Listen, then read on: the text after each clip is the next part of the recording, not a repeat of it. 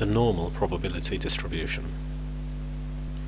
So in reality we start with continuous data and we record continuous data in grouped frequency tables, and then we can calculate the mean and standard deviation for our data, and then we represent the data on a histogram and we look for this characteristic bell-shaped distribution. And if the data approximately fits this bell-shaped distribution, then a normal distribution might be the way forward. And we're not looking for a perfect fit, it's got to be an approximate fit. And then we can summarize the normal distribution with the mean and variance, our two parameters. So here's one fully worked out example.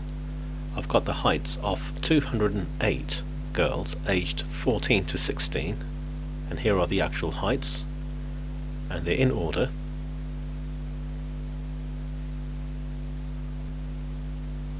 So that data has been put into a grouped frequency table, and we've calculated the mean and standard deviation for this data, and every single class interval has the same width right throughout, and we can see there's some symmetry in the actual frequencies. So right at the top and right at the bottom you've got very low frequencies, and as you go towards the center of the data, so working this way and this way towards the center, the frequencies start increasing until you reach the maximum frequencies right in the middle of your data.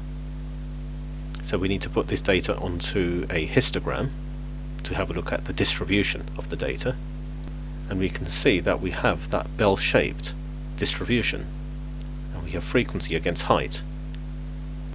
The blue curve here represents the shape of our bell-shaped distribution, and now we can remove the histogram and focus on the properties of the blue curve. And what we have here is a normal distribution, which is based on this mean and this standard deviation and this variance. The total area under the curve is equal to 1. The curve itself approaches the horizontal axis but never reaches it. That's just a limitation of the software that I'm using here. It looks as though it's touching the x-axis there, the horizontal axis. It's not. It actually goes to infinity in this direction and minus infinity in this direction, but never actually reaches the horizontal axis. 68% of all our data lies within one standard deviation of the mean. So we've got the mean, this is the mean plus one standard deviation, and this is the mean minus one standard deviation. So within one standard deviation of the mean we have 68% of the area under the curve. So 68% of all girls will have a height between 1.52 and 1.72 meters. That's a key value that you should know. So 68% of the distribution lies within one standard deviation of the mean. 95% of the distribution lies within two standard deviations of the mean. So we've got the mean here plus two standard deviations, and then the mean minus two standard deviations. So 95% of all girls will have a height between 1.41 meters and 1.83 meters. And 99.7% of the total distribution lies within three standard deviations of the mean. So we've got the mean plus three standard deviations and the mean minus three standard deviations.